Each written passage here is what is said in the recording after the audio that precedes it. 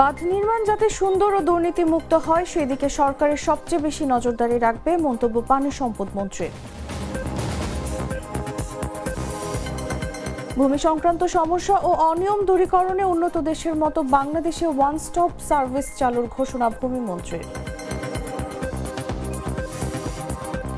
ঝিনাইদহের কালীগঞ্জে রাশেদ খানের সামনে বিএনপি নেতাকর্মীদের সংঘর্ষ, পুলিশ সহ আহত অন্তত 10।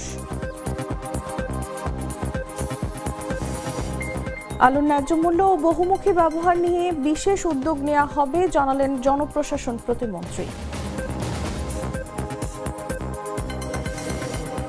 এবং ভোলায় ফ্যামিলি কার্ডের জন্য 100 টাকা করে দাবি নারী উদ্যোক্তার, ভিডিও ভাইরাল।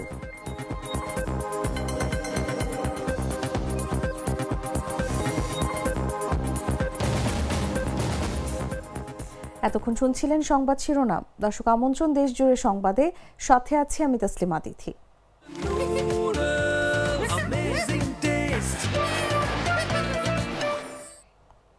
চলে যাচ্ছি পুরো খবরে। সুনামগঞ্জে পানি সম্পদ মন্ত্রী শহীদউদ্দিন চৌধুরী আনি বলেছেন, বাঁধ নির্মাণে যাতে প্রতি বছর সুন্দর ও দুর্নীতিমুক্ত হয় সেই দিকে সরকারের সবচেয়ে বেশি নজরদারি রাখবে।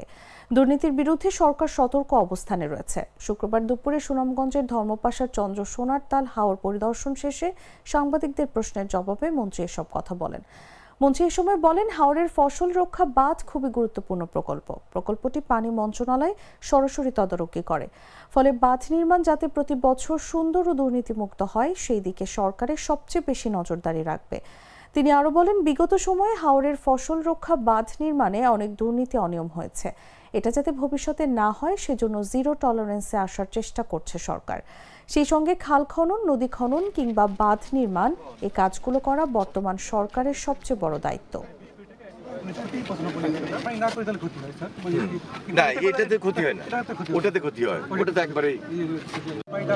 সবাই মিলে সজাগ এবং সতর্ক থাকলে আমার বিশ্বাস আমাদের এই মহতী উদ্যোগকেও দুর্নীতির কারণে থেমে পড়বে না, এবং দুর্নীতির কারণে আমাদের জন্য বদনাম না হয় সেদিকে আমরা সবচেয়ে বেশি সতর্ক এবং সজাগ থাকবো। এই জন্য সকলের সহযোগিতা প্রয়োজন। আমরা সকলের সহযোগিতা নিয়ে আগামী দিনে এই কাজগুলোকে আরো বেশি ত্বরান্বিত করে জনগণের পাশে সুবিধাটা, জনগণের দৌড়গড়ায় নিয়ে যাওয়ার চেষ্টা করবো ইনশাল্লাহ। খাল পুনঃখনন এবং নদীতে যে ড্রেজিং এর মাধ্যমে খনন, পাশাপাশি বাঁধও দেওয়া, এটা আমাদের সবচেয়ে বড় দায়িত্ব। এবং এই মন্ত্রণালয়ের মাধ্যমে আমরা চেষ্টা করছি যে সাধারণ মানুষের জন্য যেটি খুব বেশি সহায়ক, জনগুরুত্বপূর্ণ, সেই দিকে নজর রেখে আমরা এই কাজগুলোকে সম্পূর্ণ করব। কোনোভাবেই যেন দুর্নীতি না থাকে, আমাদের এই মহৎ উদ্যোগকে কেউ যেন বাধাগ্রস্ত না করতে পারে দুর্নীতির মাধ্যমে। আমরা এই সরকার খুব সতর্ক আছি, সজাগ আছি। এবং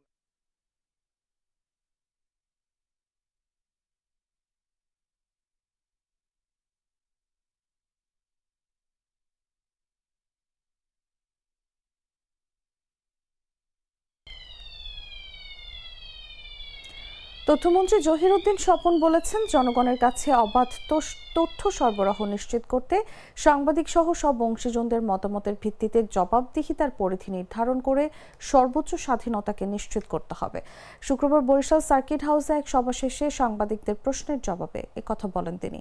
তথ্যমন্ত্রী এ সময় বলেন, সামগ্রিক গণমাধ্যমের ব্যবস্থাপনাটাকে আধুনিক ব্যবস্থাপনার মধ্যে আনতে হবে। আধুনিক প্রযুক্তি নির্ভর বিশ্ব ব্যবস্থা এবং ইকোসিস্টেমের মধ্যে নতুন গণমাধ্যমের সঙ্গে যুক্ত করা সম্ভব হয়নি এখনো। তথ্য মন্ত্রণালয় যখন গড়ে উঠেছে তখন তথ্য প্রযুক্তি ভিত্তিক গণমাধ্যম ছিল না। আবার এখন যে ধরনের তথ্য প্রযুক্তি ভিত্তিক গণমাধ্যমের যে প্রসার তৈরি হয়েছে, এর সঙ্গে যেভাবে খাপ খাওয়ানো দরকার তাও এতদিনে হয়ে ওঠেনি। সরকারের নীতি নির্ধারণী সবার সঙ্গে আলোচনা করে ধীরে ধীরে জনগণের কাছে অবাধ তথ্য সরবরাহ নিশ্চিত করা হবে বলেও জানান তিনি। সামগ্রিকভাবে গণমাধ্যমের ব্যবস্থাপনাটাকে আমরা একটা আধুনিক ব্যবস্থাপনার মধ্যে আনতে চাচ্ছি, এবং সে কারণেই শুধুমাত্র বিশেষ কোনো অনলাইন বা ইলেকট্রনিক অথবা প্রিন্ট এভাবে ভাগ ভাগ না করে আমরা একটু পিছিয়ে আছি এই আধুনিক যে প্রযুক্তি নির্ভর বিশ্ব ব্যবস্থা, এবং এই ইকোসিস্টেমের মধ্যে আমরা আমাদের নতুন গণমাধ্যমের মধ্যে যুক্ত হতে পারিনি এখনো। আমাদের তথ্য মন্ত্রণালয় যখন গড়ে উঠেছে সেটা যে আমলে তখন এই ধরনের তথ্য প্রযুক্তি ভিত্তিক গণমাধ্যম ছিল না। আবার এখন যে ধরনের তথ্য প্রযুক্তি ভিত্তিক এবং নতুন কমিউনিকেশন টেকনোলজি ভিত্তিক গণমাধ্যমের যে প্রসার তৈরি হয়েছে, এটার সঙ্গে যেভাবে খাপ খাওয়ানো দরকার তাও এতদিনে হয়ে ওঠে নাই। তো আমি কেবল দায়িত্ব নিয়েছি, আমি মন্ত্রণালয় তারপরে সরকারের নীতি নির্ধারক সবার সঙ্গে আলাপ আলোচনা করে ধীরে ধীরে আমরা জনগণের কাছে তথ্যের একটা অবাধ সরবরাহ নিশ্চিত করা এবং সাংবাদিকদের সঙ্গে বা সংশ্লিষ্ট সকল অংশীদারদের মতামতের ভিত্তিতেই আমরা একটা জবাবদিহিতার পরিধি প্রথমে নির্ধারণ করব, তারপর সেই পরিধির সীমানার মধ্যে আমরা সর্বোচ্চ স্বাধীনতাকে নিশ্চিত করব। ভূমি সংক্রান্ত সমস্যা ও অনিয়ম দূরীকরণে উন্নত দেশের আদলে ওয়ান স্টপ সার্ভিস চালু করা হবে বলে জানালেন ভূমিমন্ত্রী মিজানুর রহমান মিনু।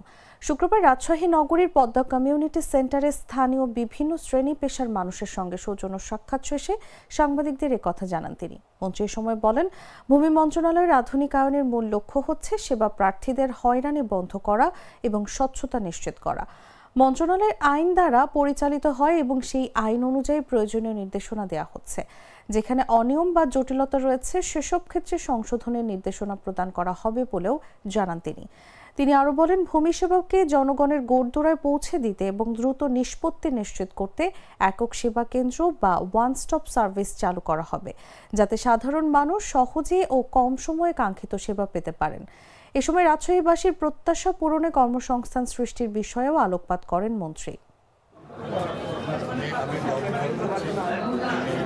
পৃথিবীর অন্যান্য দেশের মধ্যে ভূমি ব্যবস্থায় ওয়ান স্টপ সেন্টার, যেটাতে যার জমি যার সমস্যা ও বলবে এবং সেখান থেকে তাকে আর 5-6টা ধাপ আর যেতে হবে না, হয়রানি যেন না হয়, যেন কার্যকরী পদক্ষেপ না হয়, সেটার দিকে আমরা চেষ্টা করছি।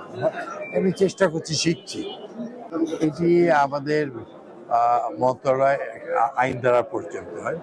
আইন অনুযায়ী বিভিন্ন নির্দেশনা দেওয়া হচ্ছে এবং কিছু কিছু জায়গায় সংশোধনী আনতে হলে আমরা পার্লামেন্টে এটা উত্থাপন করব এবং অনুমোদনের পর কার্যকরী হবে। ঝিনাইদহের কালীগঞ্জে নির্বাচন পরবর্তী সভা চলাকালে বিএনপির দুই গ্রুপের মধ্যে সংঘর্ষের ঘটনা ঘটেছে। ঝিনাইদহ 4 আসনে বিএনপির প্রার্থী রাশেদ খানের উপস্থিতিতে এই সংঘর্ষ শুরু হয়। এতে দুই পুলিশ সদস্য সহ অন্তত 10 জন আহত হয়েছেন। শুক্রবার দুপুর 12টার দিকে কালীগঞ্জ থানা মোড়ে রাশেদ খানের নির্বাচনী কার্যালয় ও উপজেলা বিএনপির দলীয় কার্যালয়ে এই ঘটনা ঘটে। পুলিশ ও স্থানীয়রা জানায়, দুপুরের দিকে ধানের শীষ প্রতীকের প্রার্থী রাশেদ খানের দলীয় কার্যালয়ের মহারাজপুর ইউনিয়নের বিএনপি নেতাকর্মীদের নিয়ে নির্বাচন পরবর্তী করণীয় বিষয়ে মিটিং চলছিল। মিটিং চলাকালে নেতাকর্মীরা বাকবিতণ্ডায় জড়িয়ে পড়ে।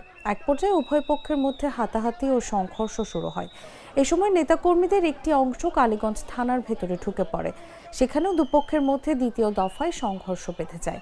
এ সময় সংঘর্ষ থামাতে গিয়ে দুই পুলিশ কনস্টেবল সহ 10 বিএনপি নেতাকর্মী আহত হয়। এই ঘটনার পর থেকে দুই গ্রুপের লোকজনের মধ্যে টানটান উত্তেজনা বিরাজ করছে। এলাকায় অতিরিক্ত পুলিশ মোতায়েন করা হয়েছে।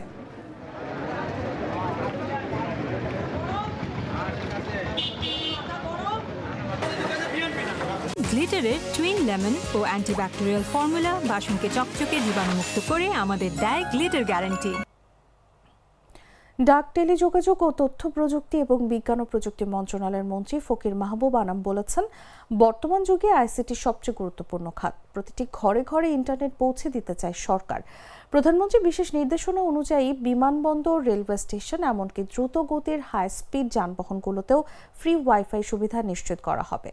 শুক্রবার টাঙ্গাইল জেলা প্রশাসক কার্যালয়ে জেলা পর্যায়ে সরকারি কর্মকর্তাদের মতবিনিময় সভায় প্রধান অতিথি হিসেবে যোগ দেওয়ার আগে সাংবাদিকদের প্রশ্নের জবাবে এসব কথা বলেন তিনি আরও বলেন, 3টি বড় বড় টেক পার্কে বিনিয়োগ বাড়ানোর জন্য বিদেশ থেকে বিনিয়োগ আনার চেষ্টা চলছে। ধাপে ধাপে এগিয়ে বর্তমান সরকার জনবান্ধব হতে চায়। মন্ত্রী বলেন, টাঙ্গাইলের প্রতিটি উপজেলায় আইসিটি পার্ক করার কথা চিন্তা করছে সরকার।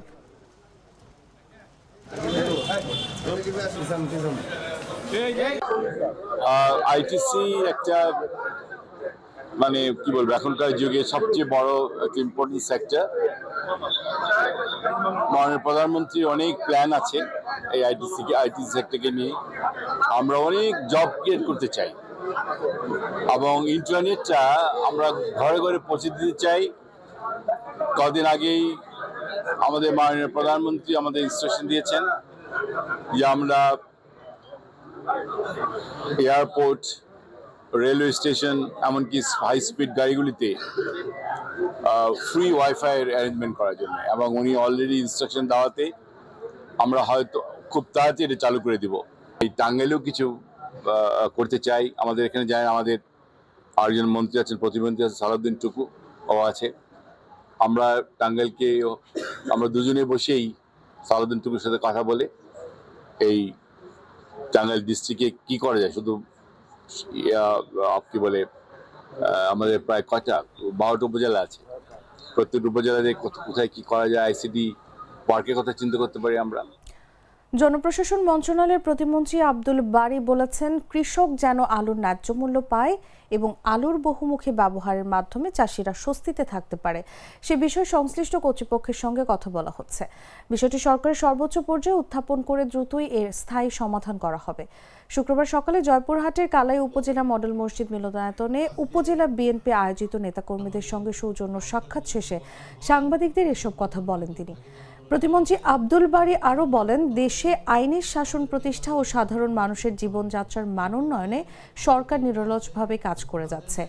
এরই ধারাবাহিকতায় প্রান্তিক কৃষকের স্বার্থ রক্ষায় ও বিশেষ করে আলুর ন্যায্য মূল্য নিশ্চিত করতে কার্যকর উদ্যোগ নেওয়া হয়েছে। সংশ্লিষ্ট কর্তৃপক্ষের সঙ্গে আলোচনার মাধ্যমে কৃষকের মুখে হাসি ফোটাতে সরকারের সর্বোচ্চ পর্যায় থেকে তদারকির আশ্বাস দেওয়া হয়েছে। দুর্নীতিমুক্ত, মাদকমুক্ত, সন্ত্রাসমুক্ত, চাঁদাবাজমুক্ত সমাজ প্রতিষ্ঠা, এই দেশকে একটি সমৃদ্ধশালী দেশ গড়ে তোলার জন্য এখানে আইনের শাসন প্রতিষ্ঠা, ন্যায় বিচার, সকল মানুষের সমঅধিকার, সাম্য, সম্পদের সুষম বণ্টন এবং নিম্ন আয় বা দরিদ্র মানুষগুলোকে কীভাবে তাদেরকে তাদের জীবনযাত্রা আরও ভালো এবং সচ্ছল করা যায় সেই বিষয়গুলো নিয়ে উনি অনেকগুলো পদক্ষেপ গ্রহণ করেছেন এবং উনি ডে 1 থেকে কাজ শুরু করেছেন এবং এই পদক্ষেপগুলো ধীরে ধীরে দ্রুতই বাস্তবায়নের দিকে এগিয়ে যাচ্ছে। ভোলায় ফ্যামিলি কার্ডের জন্য আবেদন করার নামে কয়েকজন নারীর কাছ থেকে টাকা নেওয়ার অভিযোগ উঠেছে পরিষদের নারী উদ্যোক্তার বিরুদ্ধে। বিষয়টি সামাজিক যোগাযোগ মাধ্যম ফেসবুকে ভাইরাল হয়েছে। ভোলা চরফ্যাশন উপজেলার চরকলমি ইউনিয়নে ঘটনা ঘটে। অভিযুক্ত নারী সুরমা বেগম চরকলমি ইউনিয়ন পরিষদের উদ্যোক্তা। স্থানীয় মোহাম্মদ সজীব ও মোহাম্মদ রায়হান জানান, চরকলমি ইউনিয়নের কয়েকজন নারী ইউনিয়ন পরিষদে আসেন। তারা উদ্যোক্তা সুরমা বেগমের কাছে ফ্যামিলি কার্ডের বিষয়ে জানতে চান। এ সময় ফ্যামিলি কার্ডের জন্য আবেদন করতে সুরমা বেগম তাদের কাছে 100 টাকা করে দাবি করেন, কিন্তু তাদের ফ্যামিলি কার্ড করে দিতে পারেননি তিনি, কারণ চরকলমি ইউনিয়নটি ফ্যামিলি কার্ডের আওতায় নেই। পরে ভুক্তভোগী নারীরা তাদের কাছ থেকে নেওয়া টাকা ফেরত চান। এ বিষয়ে নারী উদ্যোক্তা সুরমা বেগম জানান, তিনি তাদের আবেদন করিয়ে দেবেন বলে পারিশ্রমিক বাবদ 100 টাকা করে নিয়েছেন, কিন্তু পরে সেটা তিনি ফেরত দিয়ে দিয়েছেন। তিনি দাবি করেন, পরিশ্রম করে টাকা নিলে দোষের কিছু নয়। তুমি কি জানো প্রধানমন্ত্রীর নির্দেশ এই ফ্যামিলি কার্ড থেকে 1 পয়সা নেওয়ার কোনো অধিকার নেই? হ্যাঁ, তুমি 100 টাকা নিলে কেন? না না, তোমারে বলছে তোমারে বলছে যে পারিশ্রমিক 100 টাকা নিতে। হ্যাঁ, না না, দর্শক, সংবাদ শেষ করার আগে শিরোনামগুলো জানিয়ে দিচ্ছি আরো একবার। বাঁধ নির্মাণ যাতে সুন্দর ও দুর্নীতিমুক্ত হয় সেই দিকে সরকারের সবচেয়ে বেশি নজরদারি রাখবে মন্তব্য পানি সম্পদ মন্ত্রীর। ভূমি সংক্রান্ত সমস্যা ও অনিয়ম দূরীকরণে উন্নত দেশের মতো বাংলাদেশে ওয়ান স্টপ সার্ভিস চালুর ঘোষণা ভূমি মন্ত্রীর। ঝিনাইদহের কালীগঞ্জে রাশেদ খানের সামনে বিএনপি নেতাকর্মীদের সংঘর্ষ, পুলিশ সহ আহত অন্তত 10।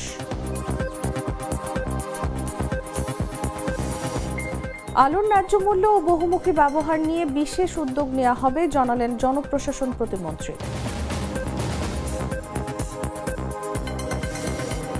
এবং ভোলায় ফ্যামিলি কার্ডের জন্য 100 টাকা করে দাবি নারী উদ্যোক্তার, ভিডিও ভাইরাল।